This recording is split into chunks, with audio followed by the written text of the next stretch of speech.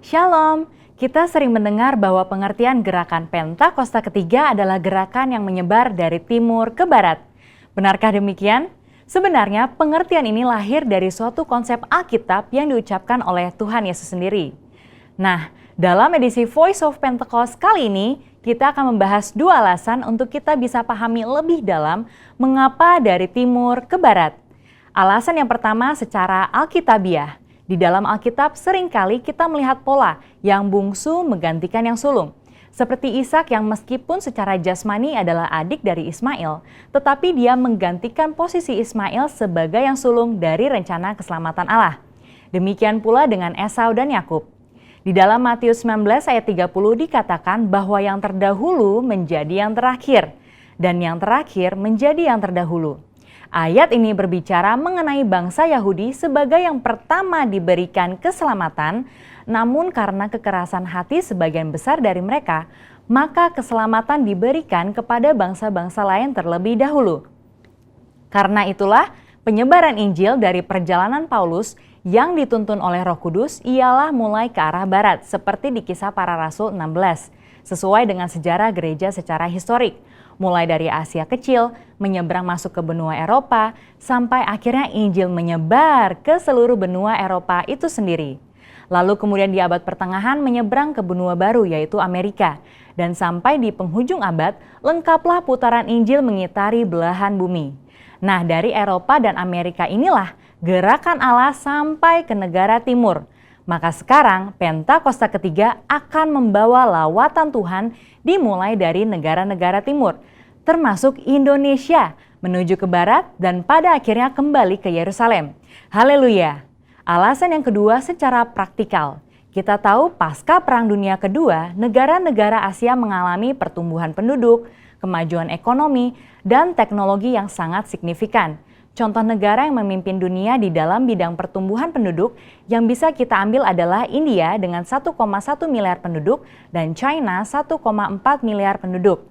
Dan ini sudah melebihi dari sepertiga penduduk dunia.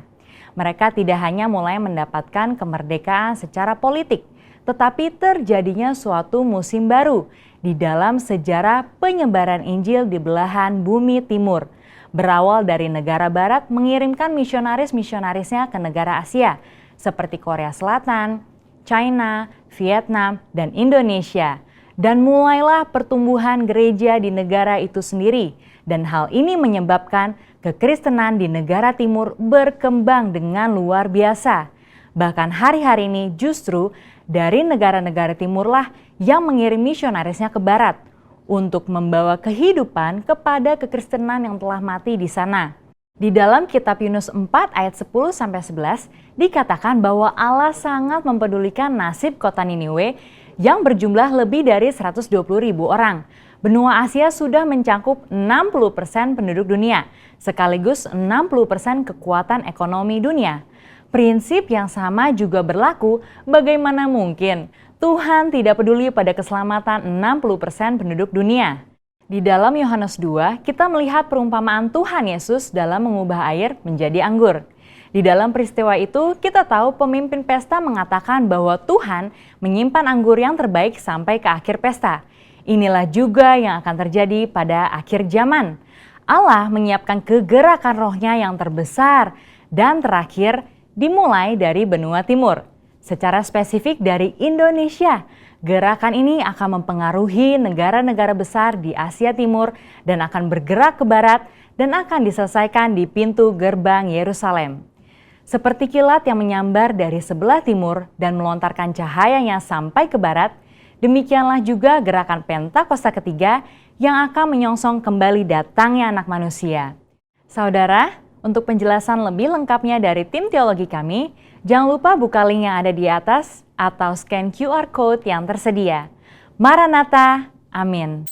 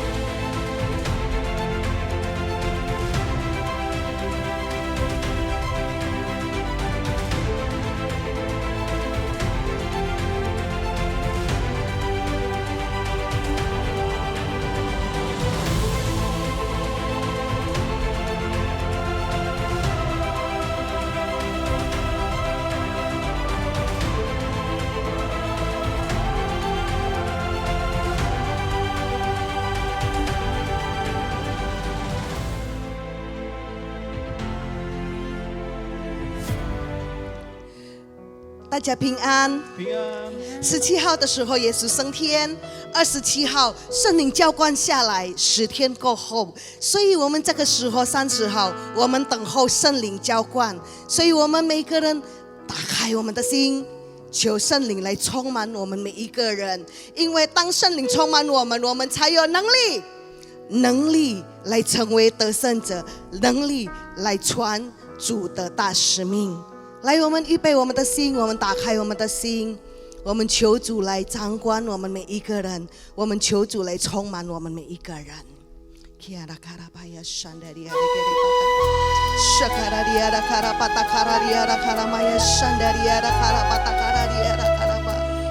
主啊，充满我们。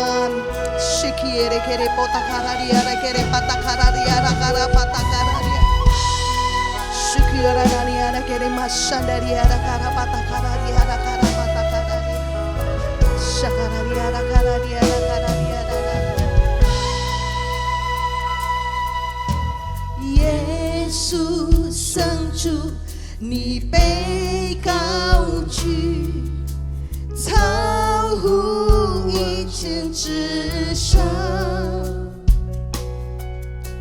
充满荣耀，升到天上，赐下宝贵的生灵。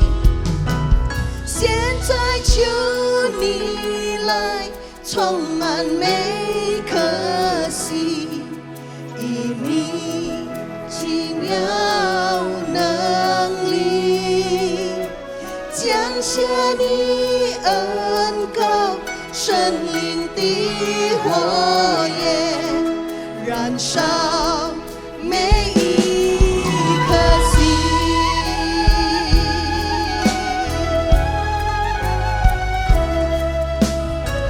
哦，主圣灵，求你恩膏我们每一个人。哦，主圣灵，恩膏能力不断地浇灌下来，你是主我的保惠师，居住在我生命中。求你，现在求你来充满每颗心，以你奇妙能力，降下你恩膏，圣灵的火焰，燃烧每一颗心。现在求你来，现在求你来充满每颗心，以你奇妙能力，降下你恩膏，圣灵的火焰，燃烧每一颗心。哦，主圣灵，主圣灵，我是你的仆人，我是你仆人。主圣灵，充满你仆人，充满你仆人。主圣灵，主圣灵，主啊，我们每个人都是你的仆人，我是你仆人。主圣灵，充满你仆人。现在求你来，现在求你来充满每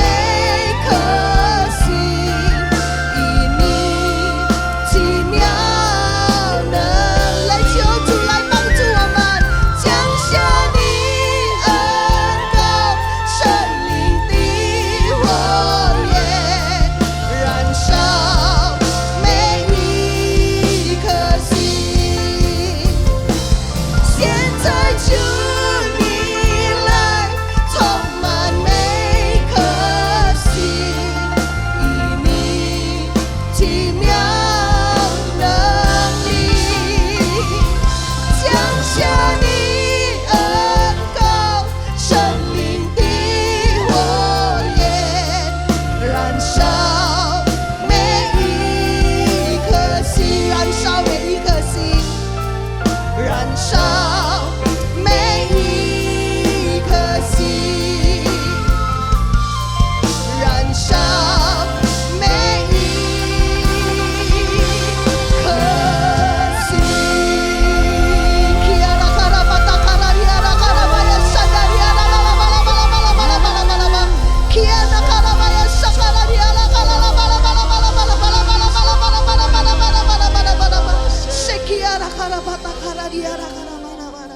主，我们感谢你，当圣灵浇灌在我们当中，我们就充满能力，我们满有能力，我们做主的见证，我们成为行主的大使命的人。哈利路亚！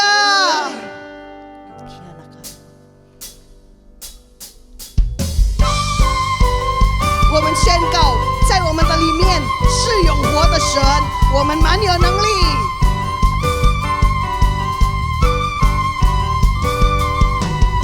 我的盼望就在耶稣基督，在你里面满有平安，生命泉源就在耶稣基督，有主在我里面活着。我的盼望就在耶稣基督里，就在耶稣基督，在你里面满有平安，生命泉源就在耶稣基督，有主在我里面活着。一起来宣告，我宣告在我里面的比世上一切更有能力，我不属这世界，我高举耶稣的名。我宣告在我里面有活水永流，满有能力，有耶稣在我里面活着，我勇敢站立。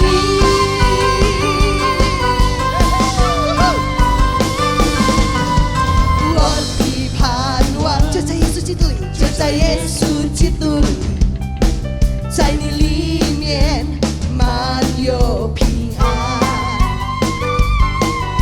生命泉源就在耶稣基督里，有主在我里面活着。一起来宣告，我宣告在我里面的比世上一切更有能力，我不属这世界，我高举耶稣的名。我宣告在我里面有活水永流，满有能力，有耶稣在我里面活着，我勇敢站立。一起来说，有主在我里面，没有惧怕能战胜仇敌。有主在我里面，没有惧怕还得胜有余。有主在我里面，没有惧怕能战胜仇敌。有主在我里面，没有惧怕还得胜有余。在我里面的比世上一切更有能力，我不属这世界，我高举耶稣的名。我宣告在我里面有活水永流，满有能力，有耶稣在我里面活着，我勇敢站立。有耶稣在我里面活着，我勇敢站立。一起来说，有耶稣在我里面活着，我勇敢站立。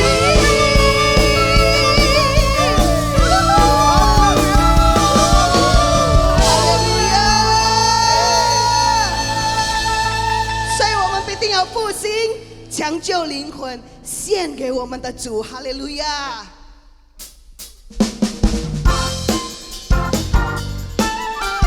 教会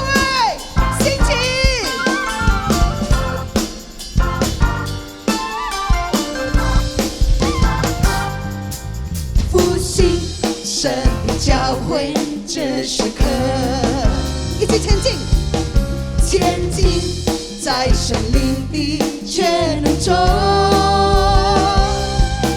还是我们全然的神，罪恶权势已被打垮，神的子民被复兴，高声欢呼，一起说复兴，复兴神的教会这时刻，前进在神灵的全能中，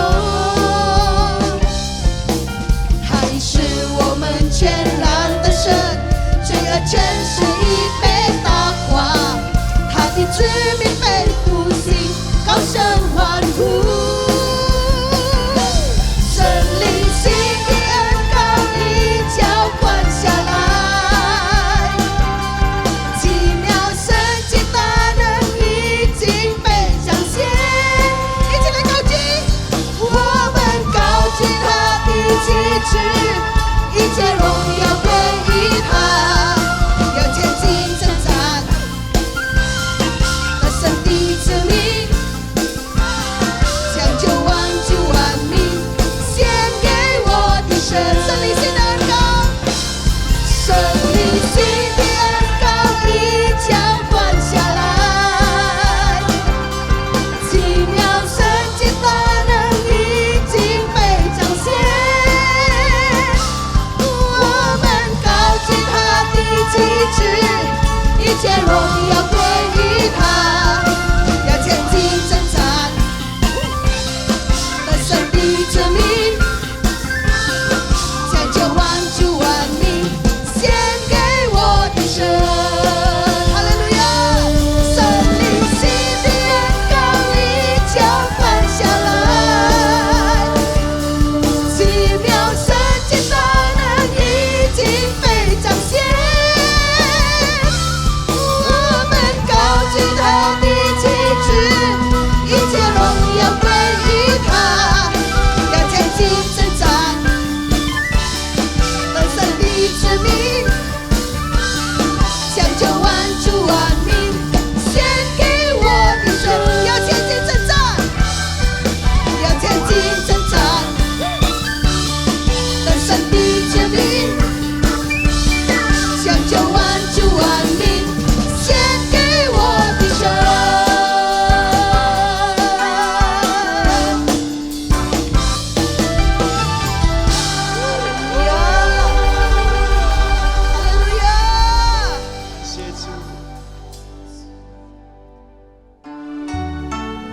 来，我们预备我们的心，求主来充满我们每一个人，把生命献上给他。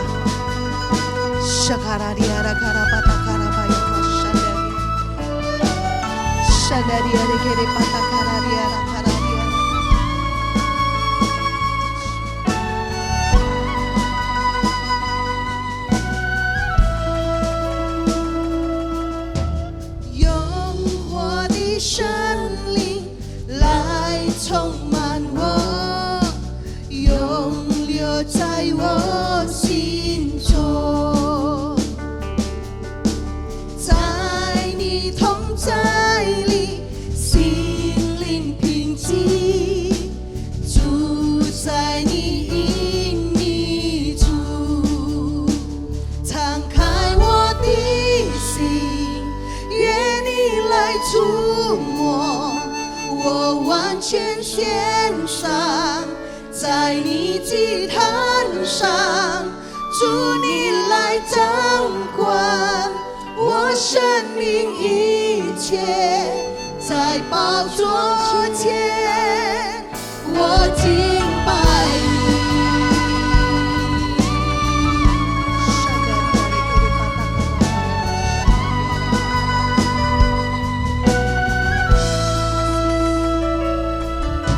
圣洁的生灵来恢复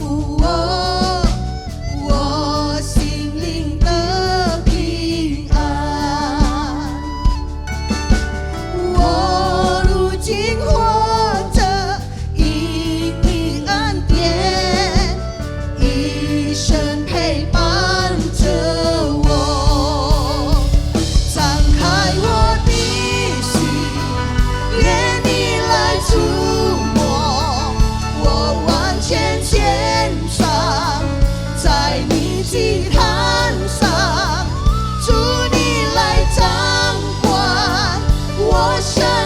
一切，在宝座前，我敬拜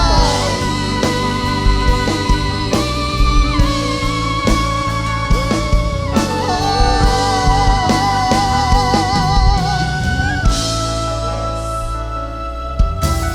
用活的生灵来浇灌我，恩膏我充满我，我渴慕领受属天能力，一生为主而活，一生为主而活，一生为主而活。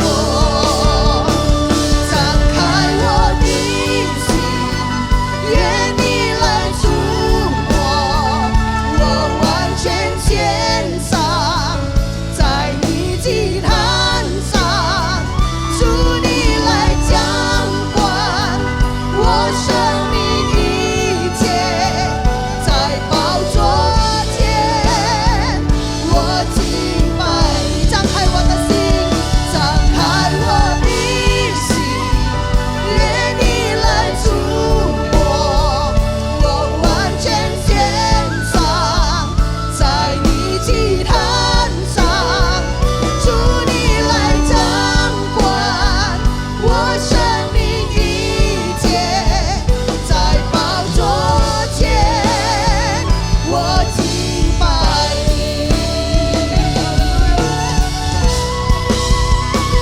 张开我的心，愿你来触摸，我完全献上，在你祭坛上，主你来掌管我生命一切，在宝座前，我敬拜你。张开我的心，张开我的心，愿你来触摸，我完全献上，在你祭坛上，主你来掌管我生命一切，在宝座前，我敬拜你。在宝座前，我敬拜你。在宝座前，我敬拜你。呀啦啦啦啦啦啦啦啵，我们敬拜你。哈利路亚！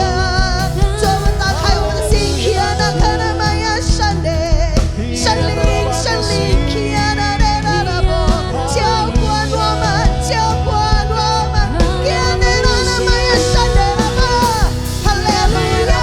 呀啵嘞啦啦比，谁嘞啦啦啦嘞啵嘞啦嘞啦啵，浇灌呀啦卡那玛呀山的哩啦啵，呀那啦玛呀山的啦啦啵，哈利路亚！充满我，充满我，充满我，充满我，充满。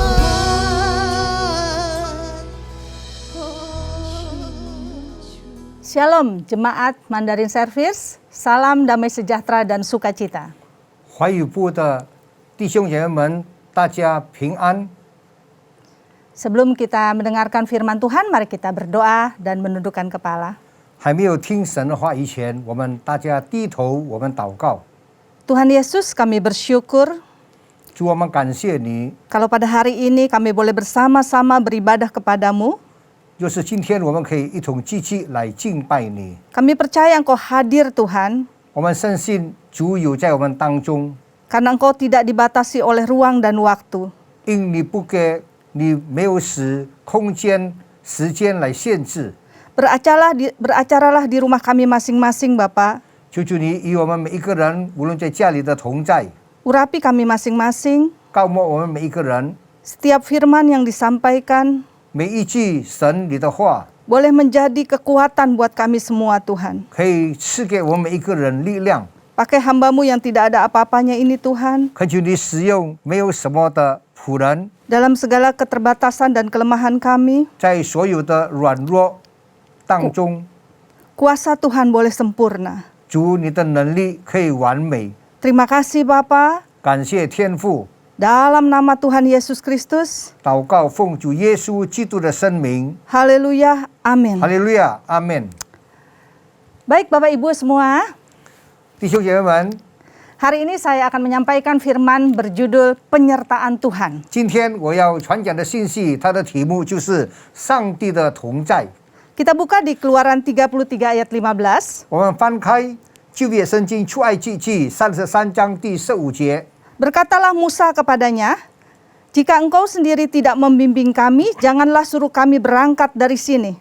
摩西说：“你若不亲自和我同去，就不要把我们从这里领出去。” Ini adalah perkataan Musa ketika Musa harus membawa bangsa Israel keluar daripada Mesir. 这就是摩西当他要带以色列人出埃及的时候，摩西所说的话。 Musa tahu persis bahwa dia tidak bisa melakukan ini tanpa penyertaan Tuhan. 摩西很清楚明白，若是没有主的同在，他不可能做这些事。 Karena itu dia meminta penyertaan Tuhan secara jelas dan nyata. 所以他要求神很清楚的与他同在的事迹。 Saya percaya ini juga menjadi doa kita semua supaya Tuhan menyertai hidup kita. 我相信这也是我们的祷告，我们希望神来与我们同在。 Karena kita nggak akan pernah mampu untuk menjalani kehidupan ini tanpa penyertaan Tuhan. 因为我们不可能独自而行，若是我们的道路上没有神的同在。 Penyertaan Tuhan adalah perlindungan, penjagaan, pemberian berkat baik jasmani terlebih rohani. 上帝的同在就是保护、看顾、赐下属灵、属体的祝福。 Dan jangan lupa penyertaan Tuhan juga meliputi didikan. 大家也不要忘记，上帝的同在也包括了教育。 Saudara, menyenangkan sekali kalau hidup kita disertai oleh satu pribadi yang sangat luar biasa. 很喜乐的，若是我们的生命当中有一个很不寻常的位格与我们同在。 Kita ingat mungkin ya waktu kecil kita main sepeda, kalau ada yang di belakang kita lebih besar dari kita, lebih pintar dari kita, kita rasanya aman. 我们很清楚知道，当我们还小的时候，我们搭脚车，就是后面有比我们更大个子的人带着脚车，我们感到非常的安稳。 Saya ingatkan saudara bahwa hari ini yang menyertai kita bukan satu orang yang lebih dari kita, bukan satu orang yang biasa-biasa saja. 我要提醒大家，今天与我们同在的不是很普通的人， Tapi satu pribadi yang sangat luar biasa, pencipta langit bumi dan yang mati buat kita, yaitu Yesus Kristus. 是一个不寻常的这个位格，他也是为我们而死，他是创造天地万物的主宰。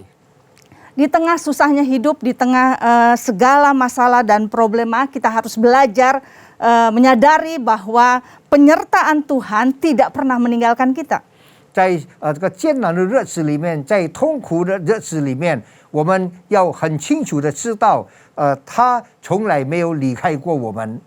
Kemahakuasaannya akan terus menyertai setiap anak-anak Tuhan. 他的全能始终与他的儿女们同在。 Mungkin hari ini kita nggak lihat tangan Tuhan bekerja. 可能今天我们看不到他的手在做工， Mungkin kita nggak lihat penyertaan Tuhan. 今天我们可能不感到上帝的同在， Tapi percayalah, 但是你相信吧， Dia selalu menyertai kita. 他始终都与我们同在。 Mari kita buka Ulangan 31 ayat 8. 我们翻开《申命记》31章跟第8节。 Sebab Tuhan dia sendiri akan berjalan di depanmu, dia sendiri akan menyertai engkau, dia tidak akan membiarkan engkau dan tidak akan meninggalkan engkau. Janganlah takut dan janganlah patah hati. 耶和华必在你前面行，他必与你同在，必不撇下你，也不丢弃你。不要惧怕，也不要惊慌。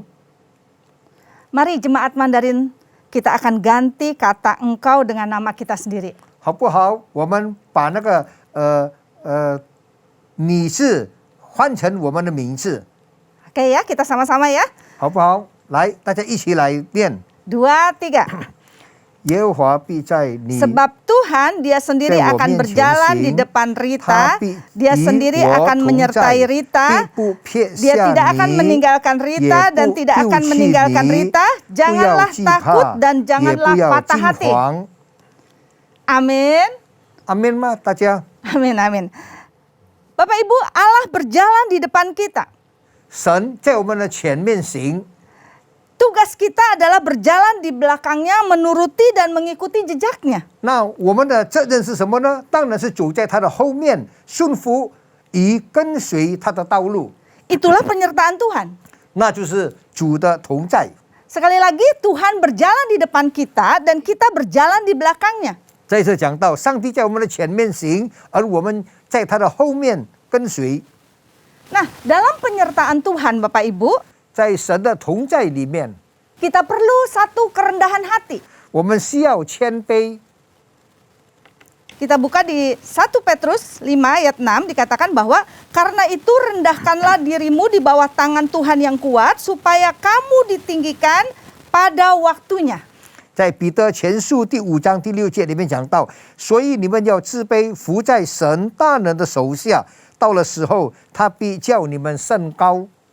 Jadi kita harus merendahkan diri kita di bawah tangan yang kuat Bapak Ibu. 所以我们要在那全人的手下谦卑， Dan kita ini perlu kerendahan hati. 我们需要谦卑，谦下心来。 Kita harus menyadari kemampuan kita dan mengakui kebesaran Tuhan. 我们要体会到我们的软弱，我们要承认神的大能。 Karena disertai Tuhan sama artinya mengizinkan Tuhan untuk mengendalikan hidup kita. 若是我们依靠他，就好像是要神来掌管我们的生命。 Dan menjadikan Tuhan kepala atas hidup kita. 我们把主做我们的头，做我们的带领的人， Jadi ini perlu kerendahan hati. 所以我们需要谦卑， Untuk kita menempatkan Tuhan di atas segalanya. 好叫我们把我们的主居首位， Jangan mengotak-kotakan penyertaan Tuhan. 不要把上帝的同在放在每一个个子里面。 Saya percaya ketika kita semua mau naik pesawat, 我相信，当我们要上飞机的时候， kita pasti berdoa. 我们一定是祷告的， Kita minta pimpinan Tuhan. 我们求主的带领。 Wah, pokoknya segala doa keluar. 我们的什么祷告词都出来了， Karena kita merasa tidak mampu. 因为我们感到我们无为能力， Karena kita merasa perlu Tuhan. 所以我们需要上帝， Makanya kita berdoa. 所以我们祷告。 Tapi kalau kita ke pasar 又是我们到巴萨菜市上， atau ke satu tempat yang biasa kita lakukan, 或者去我们普通去的地方， kita jarang berdoa Bapak Ibu. 我们很少祷告， Karena kita merasa mampu. 因为我们感到我们可以呀、 Karena kita merasa bisa. 因为我们感到我们能够， Kita nggak pernah melibatkan Tuhan. 我们从来没有把神参与在这个世上。 Tapi hari ini saya mau ajak Bapak Ibu semua 今天我要去邀请大家， untuk melibatkan Tuhan dalam segala hal. 在无论什么事上，就请神来参与。 Kita mau selalu mengatakan, Tuhan kau berjalan di depanku, aku berjalan di belakangmu. 我们始终要对神说：“神啊，你在我们前面走，我们要在你后面走。” Inilah penyertaan Tuhan dalam hidup kita. 在我们的生命里面，这就是神的同在。 Perlu kerendahan hati 我们需要谦卑， untuk terus menyertakan Tuhan dalam hidup kita. 我们一直要追随我们的主， Amin Bapak Ibu. 对吗？ Sekali lagi saya katakan bahwa ketika kita mau rendah hati, berarti kita mau melibatkan Tuhan dalam segala hal. 我再一次讲到，若是我们要谦卑，意思是说，我们要把主放在我们每一件事上，都参与我们的事情。 Yang kedua, 第二， ketika kita ada dalam penyertaan Tuhan, berarti kita harus percaya penuh pada janjinya. 那么我们若是与神同行的话，我们要全心相信他的应许。 Yeremia 33 ayat 14 saya bacakan. 在耶利米书33章第14节里面讲到， Sesungguhnya waktunya akan datang, demikianlah firman Tuhan, bahwa aku akan menepati janji yang telah kukatakan kepada kaum Israel dan kepada kaum Yehuda, juga kepada kita semua. 耶和华说：“日子将到，我应许以色列家和犹大家的恩言必然成就。” Kerap kali Tuhan membawa kita, waktu dia berjalan di depan kita, seakan-akan jalannya memutar. 多少时候，当神在我们前面走的时候，我们感到主在那边绕路， Kita di bawah dalam jalan yang lembah, 我们走在低谷里面， berupa masalah demi masalah, 见到遭遇到很多的事， kelemahan dalam persaingan bisnis mungkin, 在生意上的这个软弱， masalah relasi dengan pasangan, 那么这个双方配偶的这个 penyakit 关系， atau apapun juga. 以及疾病等等， Kadang-kadang membuat kita putus asa. 有时候感到我们非常的灰心， Kadang-kadang membuat kita nggak ada harapan sepertinya. 好像没有盼望了。 Tuhan, kau mau bawa aku kemana? Kok jalannya nggak sampai-sampai? 主，你要带我们到哪里去呢？为什么走的没完没了呢？ Bapak Ibu, 弟兄姐妹们， ketika kita berjalan dengan Tuhan, 当我们与主同行的时候， itu memutar, itu naik, itu turut, itu berkerikil, percayalah bahwa janji Tuhan ya dan amin. 不管它上下下到低谷，在那边倒转等等，我们都要相信主带领我们前面的道路。 Ini bukan berbicara soal percaya pada berkatnya, pada pemulihannya, ataupun pada pertolongannya. 不是讲到祝福，讲到他的复述，讲到他的帮助， Tapi mempercayai Tuhan sebagai pribadi yang hebat, 我们要相信那位很了不起的位格， yang tidak pernah gagal dalam setiap janji-janjinya. 从来不在他的应许上失败。 Jadi kalau hari ini Bapak Ibu sedang berjalan di belakang Tuhan, 要是你今天走在上帝的后面， dan perjalanan ini seakan-akan tidak menyenangkan, 路途好像不怎么愉快， ingat janji Tuhan. 你要记得神的这 Engkau 个 akan 应许， dibawa keluar dari jalan itu. 神要把你从那条路带出去。 Janji Tuhan kepada Abraham, kepada Ishak, kepada Yakub, ataupun kepada Daud, 是神对亚伯拉罕、以撒跟这个雅各所应许的， selalu ditepati. 始终都是这个应允的。 Janji Tuhan terhadap kita semua juga pasti ditepati. 神对我们的这个应许也是会成就的。 Tetaplah berjalan di belakangnya. 你始终要走在主的后面， Tetaplah percaya pada janjinya. 始终要相信他的应许， Karena waktu Tuhan itu pasti yang terbaik dalam hidup kita. 因为神在我们的生命里面的时间是最好的。 Mungkin hari ini kita nggak ngerti. 可能今天我们不了解， Mungkin hari ini kita selalu bingung. 可能今天我们觉得疑惑。 Tapi sekali lagi saya mau katakan bahwa setiap janji Allah selalu disertai garansi yang kekal. 所以我再一次对大家说，每一个应许都加上了永恒的保障。 Janji manusia 人的应许呢， selalu gombal Bapak Ibu. 呀，就是在那边讲大话而已。 Saya pernah ditelepon sama teman saya, seorang gembala kul. 有一天有这个小组的这个组长打电话给我， Dia bilang, Ibu Rita, besok saya ulang tahun, tolong doakan. 他说Rita 女士，我明天生日，请你为我祷告。 Saya bilang, oke, besok saya doakan kamu. 我说好吧，我明天会为你祷告。 Jam berapa? Jam 10 ya? 几点？10点吧。 Saudara, besoknya 明天呢？ saya lupa. 我忘记了。 Dia nunggu terus 他 saya 在那边 telepon. 等我，一直等我。 Sampai malam saya tidak telepon. 到了晚上，我还不打电话给他。 Mau tidur baru saya ingat. 到要睡觉了，我才是记得。 Wah, saya udah janji untuk doa. 我跟他已经约好了，要为他祷告。 Tapi hari ini sudah jam 12 lewat. 现在已经12点多了， Sudah lewat ulang tahunnya. 已经过了他的生日， Itulah janji manusia Bapak 那 Ibu. 就是人的这个约定。 Tapi sekali lagi, Tapi ketika itu. Tuhan berjanji, 又是神应许了我们， maka dia pasti menepatinya. 他一定成就。 Terus berjalan di belakang dia. 我们始终要在他后面走， Terus setia dan taat untuk mengikuti dia. 我们要全心的这顺服他， Karena di depan sana Tuhan Ini- sedang menyediakan sungai yang mengalir buat hidup kita. 因为在前头神预备了一个永流的江河。 Yang ketiga Bapak Ibu, 第三的， hidup dalam penyertaan Tuhan. 跟神同在里， Kita harus punya hubungan yang asik dengan Tuhan. 我们要跟神有一个很甜美的关系。 Mazmur 139 ayat 10 saya bacakan. 在这里我读诗篇第139篇第10节。 Juga di sana tanganmu akan menuntun aku dan tangan kananmu memegang aku. 就在那里，你的手必引导我，你的右手也必扶持我。 Yesaya 41 ayat 10.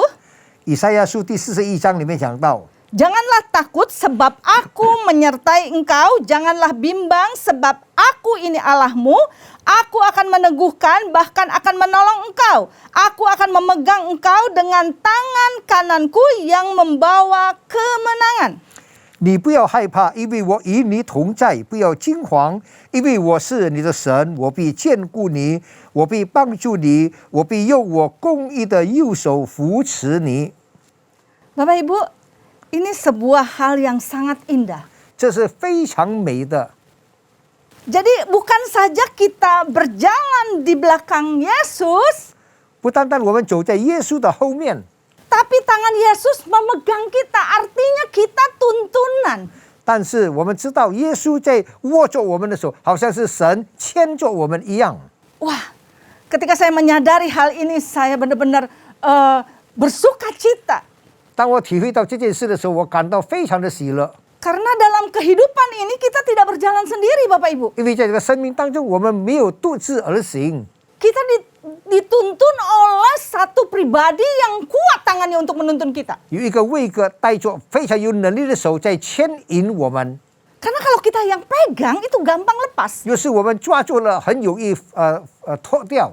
Tapi Tuhan bilang, aku menuntun tangan kananmu. Berarti dia yang tuntun. 但是这里讲到，我用右手扶持你，他牵着我们，他扶持着我们， Kalau dia yang nuntun, 是他来扶持我们， tidak akan pernah lepas. 就不可能会被放脱的。 Jadi Bapak Ibu, seumur hidup kita, 我们的一生， dia tuntun kita. 他扶持了我们。 Nah, kalau kita nggak punya hubungan yang asik dengan Tuhan, 要是我们跟神没有这么甜蜜的这个关系的话， maka perjalanan ini akan membosankan. 那么这个路会让人感到很厌烦。 Maka di perjalanan ini kita akan banyak memberontakan, 在路途当中，我们很多的悖逆， banyak keluhan. 很多的埋怨。 Tapi ketika kita punya hubungan yang asik dengan Tuhan, 但是，就是我们跟神有甜美的关系的时候， maka sepanjang perjalanan kehidupan kita 在我们的生命的一路上， akan sangat manis, akan sangat indah. Karena punya hubungan yang asik dengan Tuhan. 会觉得很甜美，很甜蜜，因为我们跟神有甜美的关系。 Mari kita punya hubungan yang asik dengan Tuhan. 来吧，让我们跟神有这么甜美的关系， Kita intim sama Tuhan. 我们跟神这么的亲密。 Karena satu perjalanan yang indah dimulai ketika tidak ada keraguan sama Tuhan.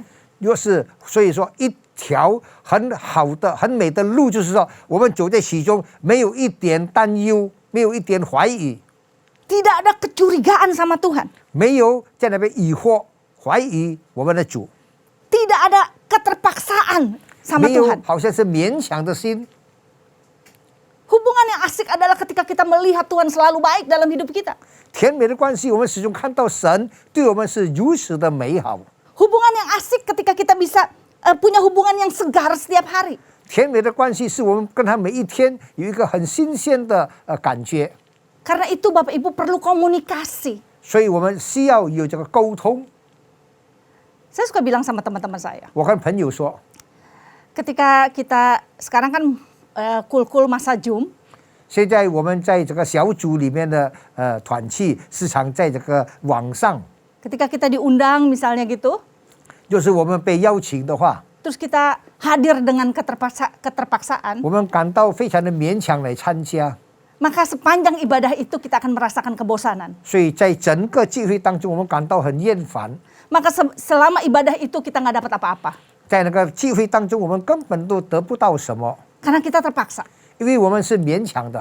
Tapi kalau kita punya hubungan yang asik dengan Tuhan, 就是我们跟神有甜美的关系的话， walaupun Zoom, 虽然是一个小小的小组， kita akan merasakan sukacita yang luar biasa. 我们会感到那里很不寻常的喜乐。 1,5 jam kul itu nggak berasa Bapak Ibu. 那么1个小时半的那个团契，我们没有感觉到。Karena ada kerinduan yang begitu luar biasa di hati kita. 因为有一个不寻常的科目在我们的心中， Ada roh yang menyala-nyala untuk Yo. dekat sama dia. 有那火热的灵要我们亲近他。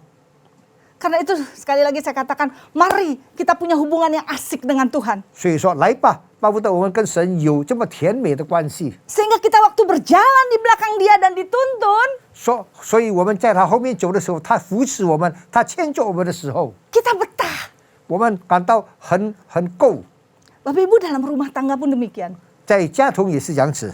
Ketika hubungan kita nggak asik sama suami kita, 要是我们跟丈夫的关系不好的话， lihat dia kayaknya bosan banget gitu kan. 感到非常的厌烦了。 Boro-boro mau dituntun misalnya. 何况要他来牵我们， Boro-boro mau duduk bareng. 要一同坐在一起， Udah males bawaannya. 感到非常的懒惰， Karena hubungannya nggak asik. 因为那个关系不好。 Tapi kalau kita punya hubungan yang asik dengan suami kita atau istri kita, 要是我们跟丈夫或者跟妻子有很好的关系，很甜美的关系的话， di masa pandemi ini maunya berduaan terus. 在这个疫情当中，我们每一次就是两个人在一起， Pembicaraan nggak putus-putus, ada aja. 我们讲话都讲不完的，什么话题都可以讲出来， Karena hubungan kita asik dengan 因为 suami. 我们互相的关系很甜美啊。 Kita di rumah betah. 在家里我们会很惯， Demikian juga dengan Tuhan. 跟神也是一样。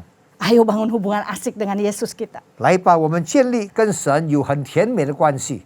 Ayo bangun hubungan yang mesra dengan Yesus kita. 我们建立跟神有很好、很甜美的关系。 Ketika tangan kita dituntunnya, 当他牵我们的手， kita tetap berkata, 我们始终 ini perjalanan yang asik. 说这是一条很愉快、很甜美的道路。 Walaupun melewati yang memutar, 虽然我们要绕圈， walaupun naik, 虽然是上坡， walaupun turun. 虽然是下坡， Karena yang menuntun kita adalah pribadi yang mengasihkan. 因为牵我们的是一个很甜美的位格， Maka kita akan tetap bersuka cita. 所以我们始终是在这个Apapun yang terjadi. 所以无论什么事情发生，我们都会感到非常的喜乐。 Tuhan Yesus tetap baik. 主耶稣是最美好的， Sangat baik. 非常的美好， Amat baik. 是非常非常的美好。 Love you Jesus. 主耶稣基督， Amin. 对吧？ Dalam penyertaan Tuhan ada 3 hal yang tadi saya katakan. 在刚才我讲了有3件，这个我们要知道的，跟神同行的。 Perlu kerendahan hati. 第一，需要谦卑， Untuk menyerahkan seluruh kendali hidup kita ke dalam tangannya. 把所有的这个操作交给那位真神， Seperti naik sepeda tandem ya. 好像是我们骑脚车一样， Kita di belakang cuma goes santai. 我们在后面就是在那边挖而已。 Biarkan yang di depan yang membawa kita kemanapun dia. 前面的就掌管他的头到什么地方， Itulah kerendahan hati. 那就是谦卑。 Yang kedua, kita harus percaya penuh pada janjinya. 第二，要全心相信他的应许。 Kita di belakang Yesus. 我们在耶稣的后面， Kita percaya bahwa dia akan membawa kita pada suatu yang baik. 我们相信他会带到我们一个好的地方。 Rancangannya penuh damai sejahtera dan penuh dengan harapan. 他的旨意充满了这个盼望，充满了喜乐。 Terus ikut dia dengan setia. 我们 Terus ikut dia 跟 dengan 随 taat. 他，带着一个很谦卑的心，带着很顺服的心， Karena janjinya ya dan amin. 因为他的应许是真实的。 Yang ketiga, punya hubungan yang asik dengan Tuhan. 第三，与神有甜美的关系， Artinya kita harus membangun keintiman dengan 就 dia 是说我们 terus-menerus. 跟他要建立一个很密切的关系， Supaya hubungan kita menyenangkan. 好叫我们跟主的关系使人很喜乐。 Ada 3 kuasa penyertaan Allah. 有3个神同在的能力。 Yang pertama adalah penyertaan Tuhan membuat kita berhasil dalam pekerjaan. 第一就是主的同在使我们在工作中成功。 Bapak Ibu, kita lihat Yusuf ya. 我们看一下约瑟， Di Kejadian 39 ayat 2. 在创世纪里面39章里面讲到， Yusuf itu nggak punya modal loh. 那个时候约瑟什么都没有， Tapi dia bisa sukses. 但是他可以成功， Bisa meraih kesuksesan yang spektakuler. 他可以夺取一个非常宏伟的这个成功。 Siapakah Yusuf? 谁是约瑟呢？ Yusuf adalah seorang muda yang ditolak oleh saudaranya. 约瑟是给他的家人所丢弃的， Yusuf dianggap sebagai pembual. 就是当他是一个很爱讲骗话的人， Tapi Yusuf akhirnya menjadi manajer Mesir yang terbaik. 但是最后约瑟成为了在这个埃及的很厉害的经理。 Satu-satunya kunci yang dimiliki Yusuf adalah penyertaan Tuhan. 他的钥匙就是神的同在， Jadi penyertaan Tuhan membuat Yusuf berhasil. 就是讲到神的同在使约瑟成功。 Dan kita percaya bahwa penyertaan Tuhan juga membuat kita berhasil. 我们也相信神的同在也使我们可以成功啊。 Apapun yang kita kerjakan berhasil. 我们无论做什么事，我们都可以成功。 Bukan pekerjaannya yang diberkati Tuhan, tapi memang pribadi yang diberkati Tuhan. 不是工作神赐福，乃是那个个人是神所赐福的。 Saudara, apapun pekerjaanmu hari ini, 你今天无论做什么事， ketika engkau disertai Tuhan, 如果是神与你同在的话， maka engkau akan berhasil. 那么你就会成功。 Amin.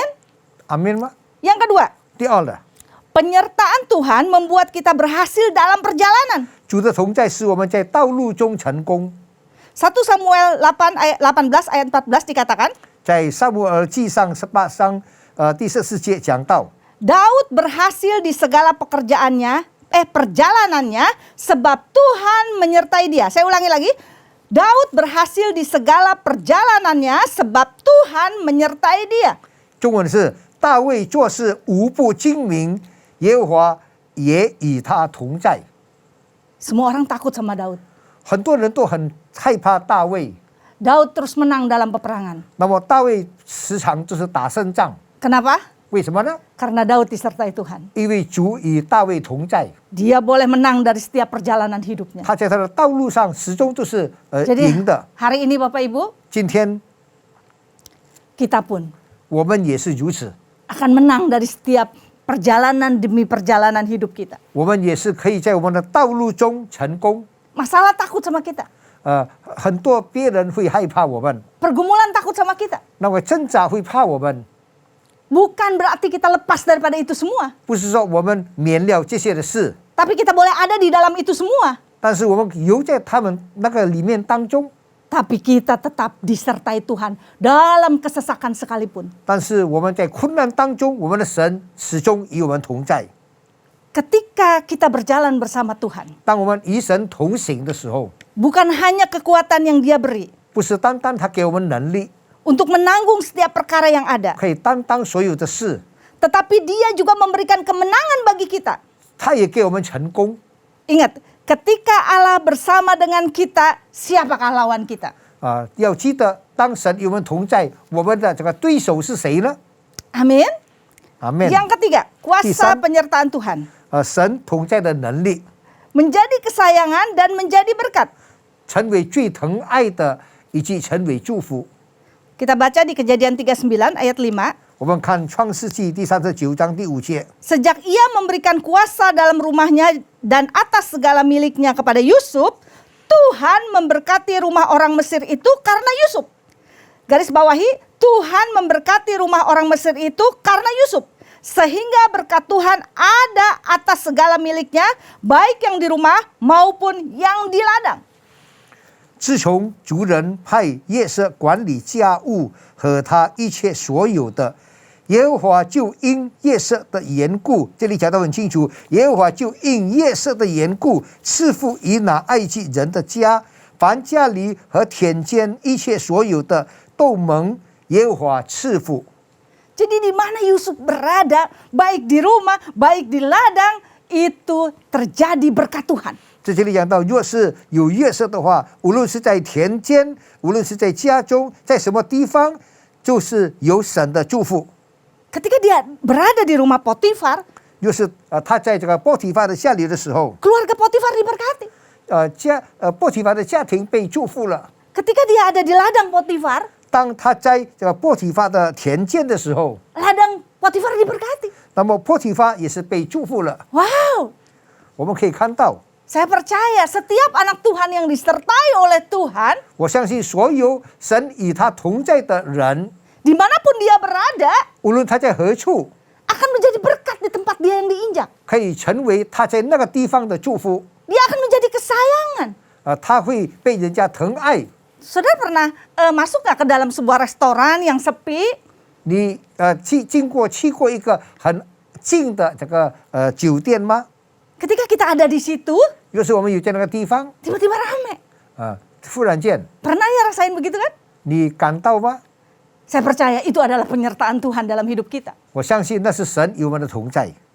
Di rumah, 在家里， rumah itu akan diberkati. 那个家里会被祝福； Di kantor, 在公司， kantor itu akan diberkati. 公司也会被神祝福； Di gereja, 在教堂， di gereja, Saya gereja itu jauh. akan diberkati. 教会也会被神祝 Dikul. 福；在这个小组， Kul itu akan 那 diberkati. 小组也会被祝福。 Karena ada pribadi yang disertai Tuhan. 因为有一些神与他同在的人， Amin. 阿门吗？ Amin. Nah, saya akan satu ilustrasi yang Yuk. saya akan berikan pada siang hari ini 有一个一道故事 tentang penyertaan Tuhan. 是讲到神的同在。 Ada seorang pendaki gunung 有一个爬山的， yang ingin naik gunung. 他要爬山， Ketika dia berjalan, 当他走的时候， di depannya tuh ada kerikil-kerikil yang tajam. 在前面有很多很尖的这个细蛇， Dia ingin membatalkannya. 他要把它挪开， Tapi dia terus Roh Kudus yang ada di dalam hatinya membuat dia terus melangkah. 但是他心灵的圣灵叫他一直跨上一步， Memang sedikit luka, 有一点受伤， tapi dia jalan terus. 但是他一直走， Di depan ada satu ilalang yang tajam berduri. 在前面有一个有刺的荆棘， Dia ragu, 他感到很迷惑， tapi dia terjang terus ilalang 但是 itu. 他还是始终向前走。 Di depannya lagi, ketika dia berjalan, 在他前面的时候， ada satu bukit yang batu-batunya bercadas tajam-tajam. 有很多箭射在那边挡住他， Dia naik lagi, 他再爬上去， badannya sedikit luka. 他的身体有一点受伤 Tapi，dia terus naik sampai ke atas gunung. 但是他一直爬上去，一直到山顶。 Ketika dia sampai di atas gunung, 当他到山上的时候， dia lihat pemandangan yang sangat luar 他 biasa. 看到这么美丽的风景， Dia takjub kepada apa yang dia lihat. 他觉得非常的惊喜，他所看到的一切。 Ketika dia menengok ke belakang, 他在后面看一下， ada seorang laki-laki yang penuh dengan darah. 有一个人满身都是血， Badannya terluka. 他受了伤， Ada di mana-mana luka di sekujur tubuhnya. 他全身都伤了。 Dia tanya, siapakah engkau? 他问他你是谁呢？ Laki-laki ini berkata, 那个男人说 akulah Yesus. 我就是耶稣。 Ketika engkau berjalan dalam kerikil, 当你走在那个箭射沙上， aku menggendong engkau. 我拥抱你。 Ketika engkau menembus ilalang berduri, 你走过那个荆棘，有刺的荆棘， aku memeluk engkau. 我抱你。 Ketika engkau mendaki cadas yang tajam, 你往上爬那个很尖削的石头的时候， aku menggendong dan memeluk engkau. 我在拥抱你，在抱住你。 Pendaki gunung ini menangis. 那个爬山的人哭了， Dia tahu kalau dia boleh sampai ke puncak, 他知道，就是他可以上到山顶， bukan karena kekuatan dia. 不是因着他的本事， Ada seseorang yang menyertai dia. 有一个人在陪伴着他。 Haleluya. 哈利路亚！ Hari ini pun Bapak Ibu, 今天也如此， terus rendah hati. 我们要谦卑， Terus ingat janji Tuhan. 我们要记得神的应许， Terus bangun hubungan 我 intim 们要 dengan 跟 Tuhan. 神建立一个甜美的关系。 Dan kau akan sampai ke puncak gunung. 你一定会上到那个山上， Menikmati apa yang Tuhan kasih. 享受神赐给你的一切。 Jangan lupa lihat ke belakang. 不要忘记看后面， Ada seseorang yang sudah mati buat engkau. 有一个人为你而死了， Ada seseorang yang sudah menderita buat engkau. 有一个人为你受苦了， Dialah Yesus Kristus. 他就是耶稣基督。 Haleluya. 哈利路亚！ Mari kita tutup dalam doa. 我们低头祷告， Bapa, terima kasih. 天父感谢你， Kalau hari ini engkau mengingatkan akan kasih-Mu Tuhan. 又是今天你提醒我们关于你的爱， Ajar kami terus menyadari penyertaan-Mu Tuhan. 教导我们体会到属于你的同在。 Kami sering lupa Tuhan. 我们始终爱忘记， Tapi hari ini kami diingatkan lagi Tuhan. 但是今天这一次被 Bahwa 提 engkau 醒， berjalan di depan 就 kami. 是说你在我们前头行， Engkau menuntun kami 你 Tuhan. 牵领我们。 Sehingga kuasa penyertaan Tuhan terjadi dalam hidup kami. 主，你同在的能力在我们的生命当中彰显了， Ajar kami setia dan taat kepadamu Tuhan. 教导我们顺服以及忠心， Mengikuti jalan-jalan-Mu Tuhan. 跟随主的脚踪。 Terima kasih Roh Kudus. 谢谢圣灵， Terima kasih Tuhan. 谢谢主。Haleluya. 哈利路亚， Amin. 阿门。 Shalom, Gembala dan seluruh pengerja Mandarin Service CK7 serta Jemaat Tuhan mengucapkan terima kasih kepada Ibu PDP Rita Arifin yang telah memberkati kita semua melalui penyampaian pesan firman Tuhan pada hari ini. Tuhan Yesus memberkati Ibu dan keluarga berlimpah-limpah. Amin. Berikut kami sampaikan beberapa pengumuman. Ibadah online minggu depan pada tanggal 17 Oktober 2021 akan dilayani oleh Gembala Sidang Bapak Pendeta Dr. Insinyur Niko Nyoto Raharjo disertai dengan perjamuan kudus. Ibadah tersebut akan disertai pula dengan ibadah raya bahasa Indonesia secara live streaming pada pukul 7, 9, 11.30, 14 dan 16.30 serta ibadah secara online mulai pukul 7 pagi untuk ibadah dewasa muda atau young adult, ibadah youth dan junior bahasa Indonesia, ibadah anak bahasa Inggris dan bahasa Indonesia, serta ibadah anak berkebutuhan khusus di channel YouTube GBI PRJ CK7. 316 Youth Ministry English Service pada hari Sabtu tanggal 16 Oktober 2021 pukul 4 sore akan dilayani oleh Pendeta Billy Lantang dengan tema sepanjang bulan Oktober True Story. 316 Youth Ministry diperuntukkan bagi anak muda dari usia 12 sampai 24 tahun. Mari kami mengundang anak-anak muda untuk bergabung mengikuti online service tersebut di YouTube channel GBI PRJ CK7. Bagi Bapak Ibu yang membutuhkan perjamuan kudus dapat dipesan langsung melalui Tokopedia di Integrity Online Store. Jemaat dihimbau untuk tetap intim dengan Tuhan dengan mengikuti doa fajar setiap hari Senin sampai dengan Sabtu mulai pukul 4.45 waktu Indonesia Barat dan menara doa setiap hari Senin sampai dengan Sabtu mulai pukul 15 sampai dengan 21 waktu Indonesia Barat via Zoom. Dan untuk info link, user ID serta password dapat menghubungi WhatsApp ke nomor 0877 2300 5577. Untuk persembahan umum atau kolekte, perpuluhan jemaat, ucapan syukur dan lain sebagainya dapat dilakukan melalui e-banking, mobile banking, ATM maupun online di website rekening persembahan CK7.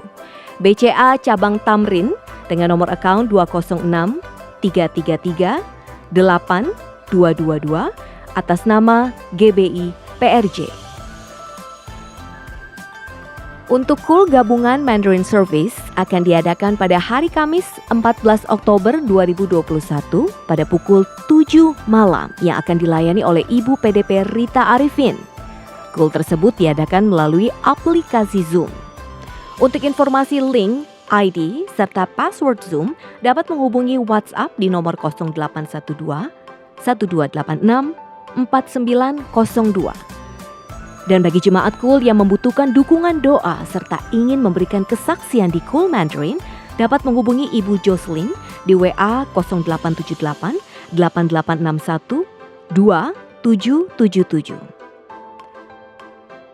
Kami mengundang Bapak Ibu sekalian untuk dapat mengikuti acara Healing Movement Ministry Online pada hari Kamis 14 Oktober 2021 pukul 19 waktu Indonesia Barat yang akan dilayani oleh Gembala Sidang Bapak Pendeta Dr. Insinyur Niko Nyoto Raharjo bersama tim Praise and Worship dari CK7 via YouTube HM Ministry.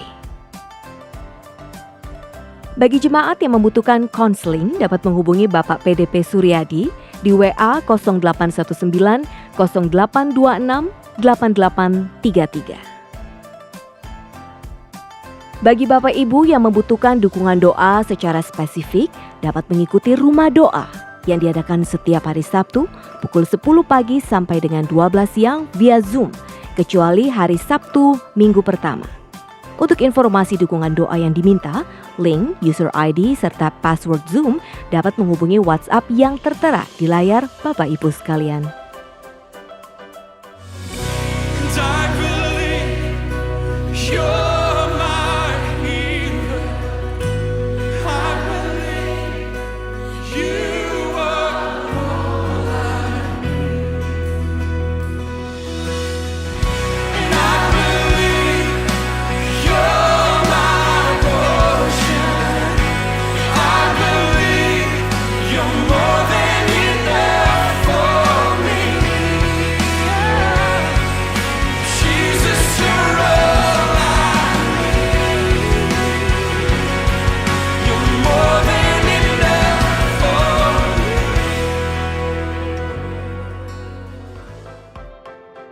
Sekian pengumuman hari ini. Terima kasih atas perhatiannya. Tuhan Yesus memberkati.这个督助华语堂的同工和今天参加网上敬拜的会友们，当我们还未进入祷告的事项前，让我们一起先讲第三个五旬节的意义，因为我们相信，当我们说出来后，那么事情就会成就在我们的生命里。圣经这么说。格林多后书第4章13节，但我们既有信心，正如经上记着说：“我因信，所以如此说话。”我们也信，所以也说话。第三个五旬节的意义，第三个五旬节是现代圣灵大大浇灌的时期，远超过当时在亚述撒节所发生的。第三个五旬节将会是主耶稣再来前最大和最后的灵魂收割。第三个五旬节将兴起耶利米的一代，即被圣灵充满，对主耶稣死心塌地，对罪绝不妥协，并采取行动抢救灵魂的年轻人。第三个五旬节是在印度尼西亚诞生，并被推动到列国。这个运动从东方到西方，最后回到耶路撒冷。第三个五旬节将赐下能力来完成主的大使命，之后主耶稣就会再来。来吧，这个督救华语堂的同工和会友，让我们一起为我们的国家印度尼西亚祷告。圣经这么说，历代志下第7章14节，这曾为我民下的指明，若是这杯祷告寻求我的面，传理他们的恶行，我并从天上垂听，方免他们的罪，医治他们的地。天父，求你饶恕我们，方免我们的国家，阿主。但愿你从一切的瘟疫、新冠病毒和灾害恢复我们的国家，让每个向上帝呼求的人得着成就。我们祷告，让全体这个督救华语堂的同工和会友都能脱离新冠病毒和全球性经济危机的影响。奉主耶稣基督名，我们也要奉耶稣的名，对新冠病毒和全球经济危机说：住了吧，静了吧。我们要为佐科维总统和马鲁阿敏副总统祷告，求你这给他们智慧，为了印尼国家所采取的每一项决定，都是按照上帝的旨意。我们也为治疗新冠肺炎的医护团队祷告，愿上帝羔羊的血能保护他们，遮盖他们和他们的家人。上帝是给他们健康。今天我们要感谢他的仆人，蛮有能力来传讲上帝的道。求你大大的祝福你的仆人，阿们。我们也要为我们的总主任杨东宝牧师祷告，求上帝祝福他的健康，他的家人，使他的牧养事工，使他持续被使用成为第三五旬节的使者来完成主耶稣基督的大使命。我们也为我们的这个督救牧师长许愿者医生牧师祷告，求上帝祝福他的健康并家人。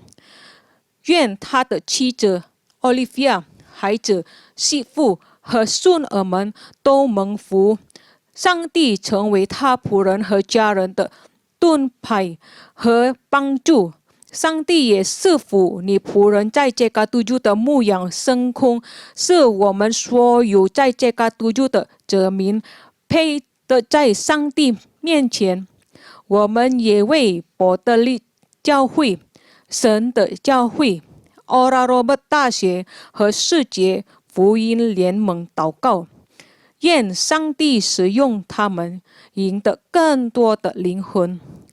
也为在这个督住兴起也利米的一代祷告，求上帝大大使用他们。我们也为每一位同工和在今天这个督住参加网上敬拜的会友们祷告。我们为有病的祷告，上帝已医治他们，但重担的求上帝这给他们安息。需要答案的，上帝已经应允他们。奉耶稣基督的名，让每位上帝的子民能脱离全球性的经济危机和疾病。上帝大大的祝福他们，阿们。